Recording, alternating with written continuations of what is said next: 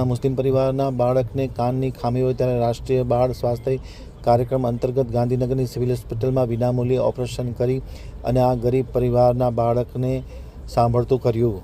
ભુજમાં મજૂરી કામ કરીને ગુજરાન ચલાવતા શરીફ સમાના ઘરે 2022માં પુત્ર અબુબકર સરફરાઝ સમાનો જન્મ થયેલો હતો, પરંતુ જન્મ સાથે કેટલીક ખામીને લઈ અને જીકે હોસ્પિટલમાં જ્યારે તેમને સારવાર માટે દાખલ કરવામાં આવે ત્યારે તેમને મોટું ઓપરેશન કરાવવું પડશે અને સર્જરી કરાવવી પડશે અને જેનું કોસ્ટ ખૂબ ઊંચું હોય છે તેવી વાત ડૉક્ટરે કરી હતી। આથી આ ગરીબ પરિવાર પર આભ તૂટી પડ્યું હતું।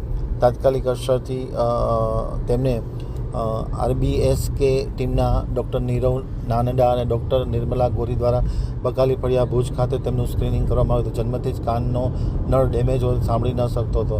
આના કારણે રાષ્ટ્રીય બાળ સ્વાસ્થ્ય કાર્યક્રમ અંતર્ગત તેની ગાંધીનગર સિવિલ હોસ્પિટલમાં સર્જરી કરવામાં આવી હતી। હાલ દર વર્ષે ફોલોઅપ કરવામાં આવે છે। બાળકના સ્વાસ્થ્યની તપાસ કરવામાં, જરૂરી દવાઓ સારવાર પૂરી પાડવામાં આવે છે। અમુક મહિનાઓથી બાળક થોડું બોલી રહ્યું છે, સારું બોલશે તેવો ડૉક્ટરે આશાવાદ કર્યો છે।